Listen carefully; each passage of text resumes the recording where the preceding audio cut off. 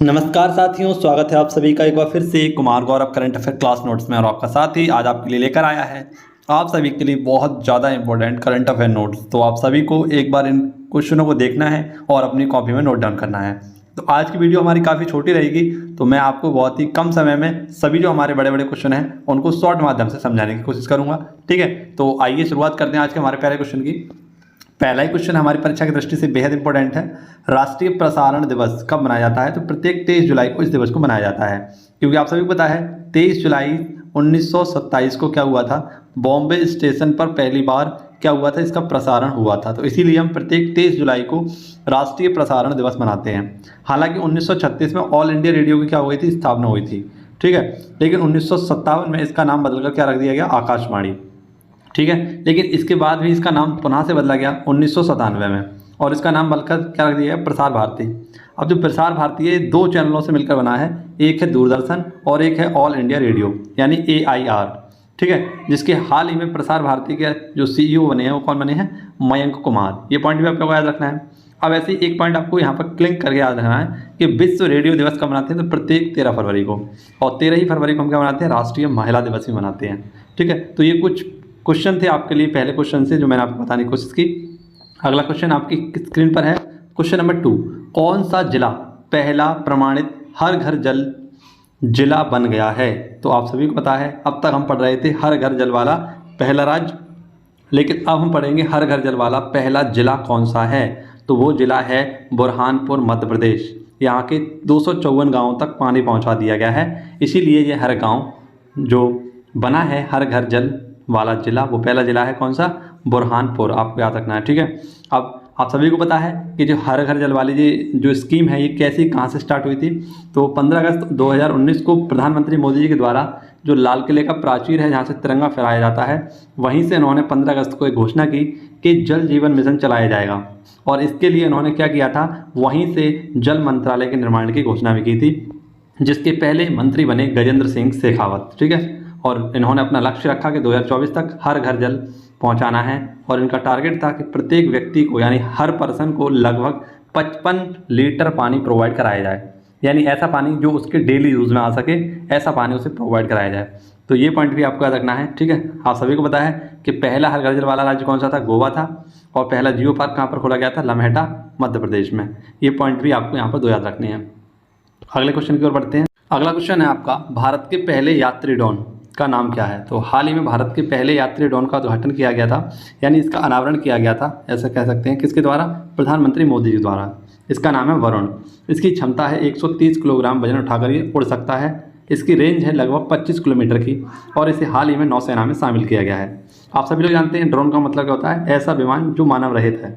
और इसका किसके तहत? तो स्वावलंबन संगोष्ठी जो हाल ही में हुई थी, इसके तहत इसका क्या किया गया, नरेंद्र मोदी जी के द्वारा अनावरण किया गया। अगला क्वेश्चन आपके सामने है, वैश्विक ऊर्जा पुरस्कार 2022 तो किसे दिया गया था? कौशिक राजशेखर को दिया गया। ठीक है, ये प्रेजेंट टाइम में ह्यूस्टन यूनिवर्सिटी में कार्यरत हैं, और इन्हें ये पुरस्कार क्यों दिया गया? तो परिवहन में विशुद्ध उत्सर्जन को कम करने के लिए और नई तकनीकी खोज के लिए इन्हें वैश्विक ऊर्जा पुरस्कार 2022 से सम्मानित किया गया, कौशिक राजशेखर को। अगला क्वेश्चन है आप सामने, क्वेश्चन नंबर 5। समुद्री साझेदारी अभ्यास MPX ये किन किन के देशों के मध्य आयोजित की गई? तो भारत और जापान के मध्य हाल ही में इन दोनों को आयोजित किया गया था अंडमान सागर में। ठीक है, इसमें भारत की तरफ से नेतृत्व किसने किया है? तो INS सुकन्या और IS समंदर ने। ठीक है, ऐसे ही आपको एक पॉइंट याद रखना, नेपच्यून स्ट्राइक 2022 ये किस संगठन की एक युद्धाभ्यास, यानी जो कह सकते हैं आप युद्धाभ्यास है, वो किसका है? नाटो का। ठीक है, North Atlantic and Treaty Organization का। अगला क्वेश्चन, विश्व एथलीट चैंपियनशिप 2022 में रजत पदक विजेता कौन है? तो ये है नीरज चोपड़ा। आप सभी को इनका पॉइंट याद रखना है कि इन्होंने 88.13 मीटर भाला फेंककर विश्व एथलेटिक चैंपियनशिप में अपने नाम पदक कर लिया है, और उस पदक का नाम है रजत पदक। ठीक है, यहाँ पर गोल्ड पदक किसने जीता है? तो एंडरसन ने, ये ग्रेनाडा के हैं। 90.54 इन्होंने मीटर क्या फेंका है, भाला फेंककर गोल्ड मेडल हासिल किया है। हाल ही में जो विश्व एथलेटिक चैंपियनशिप है इसका आयोजन कहाँ पर चला था? यूजीन। और यूजीन कहाँ पर है? ये अमेरिका में। तो ये 18वें नंबर का था, और यहीं पर इन्होंने इस कारनामे को करके दिखाया है। इनकी हाल ही में एक बुक लिखी गई थी, अ गोल्डन बॉय नीरज चोपड़ा। तो ये किसके द्वारा? नवदीप सिंह के द्वारा लिखी गई थी। ठीक है, आशा करता हूँ आपको सारे क्वेश्चन अच्छे लग रहे होंगे, पसंद आ रहे होंगे। आइए बढ़ते हैं अगले क्वेश्चन की ओर। अगला क्वेश्चन आपके सामने, मंकी पॉक्स क्या है? तो मंकी पॉक्स वायरल जूनोटिक बीमारी है जो जानवरों से मनुष्यों में फैल रही है। ठीक है, ये पॉइंट आपको याद रखना है। ये किसकी तरह होती है? तो एकदम चेचक की तरह होती है ना। इसके शरीर पर लाल लाल फकोफे बढ़ते हैं, बुखार आता है, सर में दर्द होता है, ठीक है, और बहुत तेज जोड़ों में दर्द भी होता है। तो इसके कुछ लक्षण हैं। ठीक है मित्रों, तो इसके लिए आप सभी को याद रखना है, काफ़ी बचकर रहना है।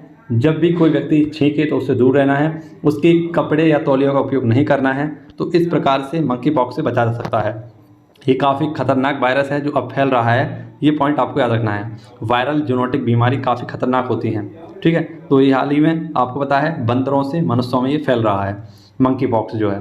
और WHO की हाल ही में क्या कर दिया गया है, तो वैश्विक स्वास्थ्य आपातकाल घोषणा भी कर दी गई है। ये नाइजीरिया की स्थानीय बीमारी है जो अब भारत में भी फैल रही है। बात करें WHO की, तो वर्ल्ड हेल्थ ऑर्गेनाइजेशन इसकी स्थापना 7 अप्रैल 1948 को हुई थी। प्रेजेंट टाइम इसके हेड डॉक्टर टेड्रोस हैं और इसका हेडक्वार्टर है जिनेवा में। ठीक है, तो ये पॉइंट भी आपको याद रखना है।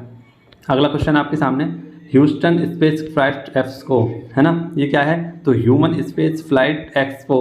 ये एक्सपो का मतलब आप सभी लोग जानते हैं, यहाँ पर प्रदर्शनी होती है। लेकिन जो स्पेस फ्लाइट एक्सपो है इसका उद्घाटन बेंगलुरु में किया गया है।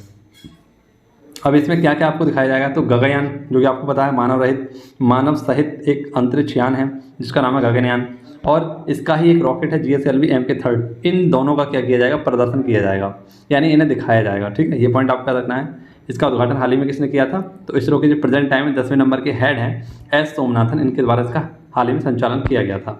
ठीक है, अगला क्वेश्चन आपके सामने, क्वेश्चन नंबर 9, बाल रक्षा मोबाइल ऐप। तो हाल ही में आयुष मंत्रालय के मंत्री हैं सर्बानंद सोनोवाल के द्वारा बाल रक्षा मोबाइल ऐप जारी किया गया था।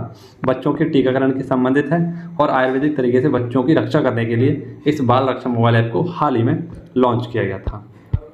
अगला क्वेश्चन, अमर शहीद चंद्रशेखर आज़ाद की भव्य प्रतिमा।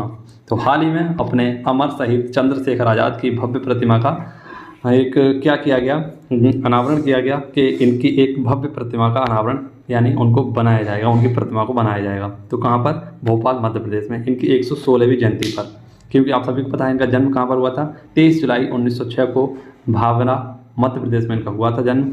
और काकोरी ट्रेन डकैती जो कि 9 अगस्त 1925 को हुई थी, यहीं पर चंद्रशेखर आज़ाद ने आप सभी को पता है डकैती के सहित कई सारे अंग्रेज़ों को भी मार गिराया था।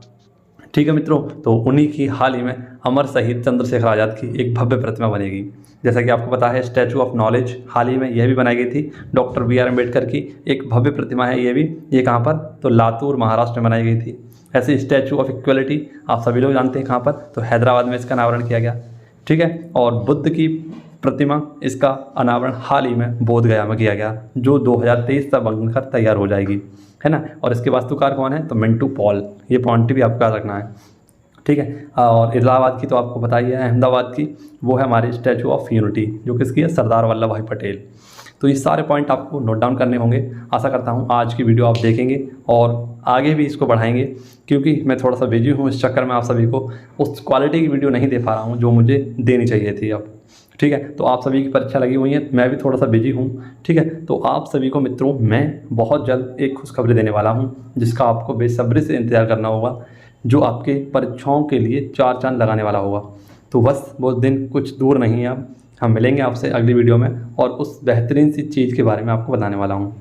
ठीक है, धन्यवाद। जय हिंद, जय भारत, वंदे मातरम, भारत माता की जय।